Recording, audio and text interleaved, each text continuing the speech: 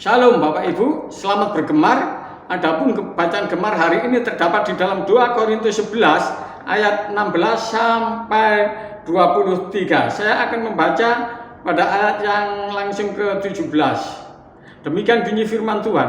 Apa yang aku katakan, aku mengatakannya bukan sebagai seorang yang berkata menurut firman Tuhan, melainkan sebagai seorang bodoh yang berkeyakinan bahwa ia boleh bermegah. Karena banyak orang yang bermegah secara duniawi, aku mau bermegah juga, sebab kamu suka sabar terhadap orang bodoh, karena kamu begitu bijaksana. Karena kamu sabar jika orang memperhambakan kamu, jika orang menghisap kamu, jika orang menguasai kamu, jika orang berlaku angkuh terhadap kamu, jika orang menampar kamu. Dengan sangat malu, aku harus mengakui bahwa dalam hal semacam itu kami terlalu lemah. Tetapi jika orang-orang lain berani membanggakan sesuatu, maka aku berkata dalam kebodohan, berani juga. Apakah mereka orang Ibrani? Aku juga orang Ibrani. Apakah mereka orang Israel? Aku juga orang Israel. Apakah mereka keturunan Abraham? Aku juga keturunan Abraham. Apakah mereka pelayan Kristus? Aku berkata seperti orang gila. Aku lebih banyak berjerih lelah, lebih sering di dalam penjara, didera di luar batas, kerap kali dalam bahaya maut. Bapak Ibu, di sini Rasul Paulus sebenarnya memberikan satu perkataan sindiran Bapak Ibu ya. Sehingga dia berkata di ayat yang ke-17, apakah apa yang aku katakan, aku mengatakannya bukan sebagai seorang yang berkata menurut firman Tuhan, melainkan sebagai orang yang bodoh yang berkeyakinan bahwa ia boleh bermegah. Ya, karena banyak orang yang bermegah secara duniawi, aku mau bermegah juga. Sebenarnya ini adalah kata-kata sindiran yang dilakukan oleh Rasul Paulus ya. Misalnya ayat yang ke-19 ini, sebab kamu suka sabar terhadap orang bodoh, karena kamu juga bijaksana. Karena kamu begitu bijaksana, karena kamu sabar jika orang memperhambakan kamu, jika orang menghisap kamu, jika orang menguasai kamu, jika orang berlaku angkuh terhadap kamu, jika orang menampar kamu. Sebenarnya ini adalah kata-kata sindiran ya.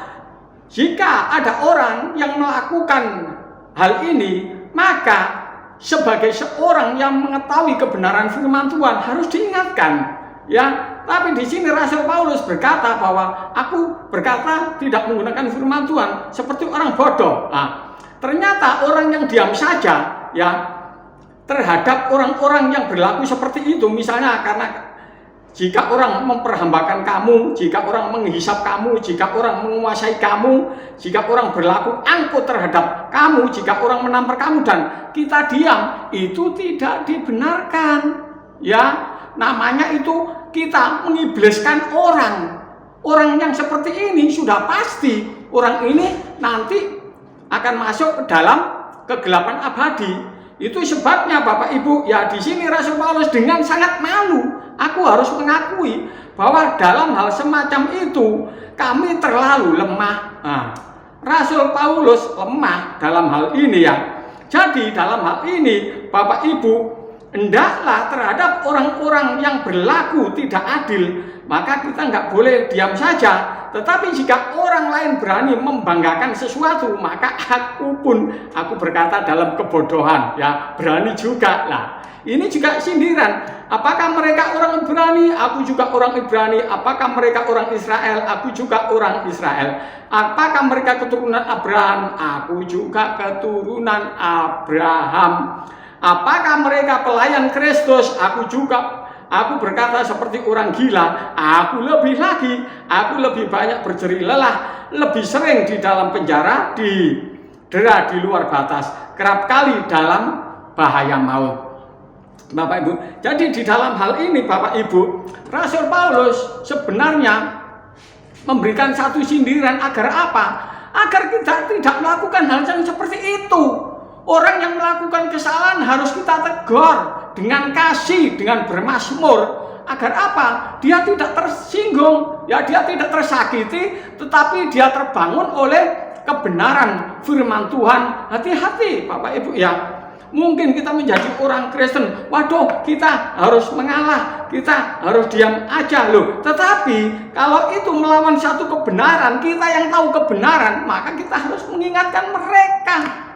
Karena kasihan jiwa mereka, mereka tidak terselamatkan. Kalau kita diam aja terhadap kehidupan mereka yang salah itu, maka kita nanti ditanya Tuhan, ya, aku mengirim jiwa kepada kamu untuk kamu ingatkan, tapi kamu diam aja, maka jiwanya akan aku pertanggungjawabkan kepada kamu. Bapak Ibu, kita harus tahu bahwa kita adalah orang-orang yang mengerti kebenaran, ya.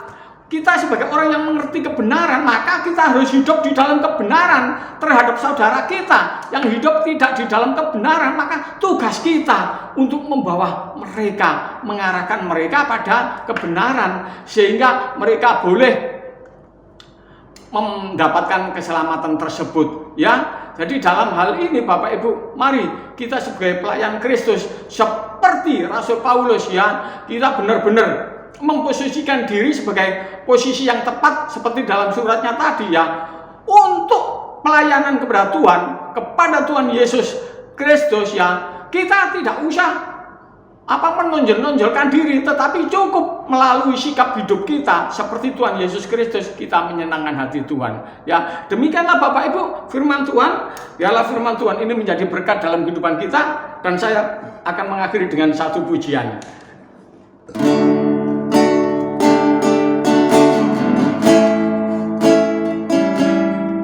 Kasih Allahku sungguh telah terbukti ketika Dia serahkan anaknya. Kasih Allah mau berkorban bagi kau dan aku. Tak ada kasih seperti kasih-Mu.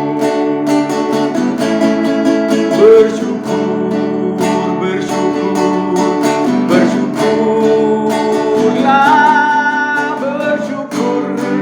karena kasih setiamu. Ku sembah dan ku sembah, selama hidupku ku sembah Kau Tuhan. Bapa di surga, kami mengucap syukur atas kebenaran ini, bahwa kami harus menjadi terang dan garam. Kami harus berani menegur terhadap orang-orang yang salah di dalam kebenaran firman Tuhan, orang-orang yang keluar dari kebenaran firman Tuhan. Kami harus memberikan yang terbaik karena kami lebih mengasihi jiwa mereka. Terima kasih Bapa, biarlah kekuatan kuasa yang dari Tuhan senantiasa ada di dalam kehidupan kami, sehingga kami boleh berani menyatakan satu kesalahan demi kebenaran, demi keselamatan jiwa tersebut. Terpujilah Tuhan Yesus, haleluya, amin. Demikianlah Bapak Ibu gemar, Tuhan Yesus memberkati, amin.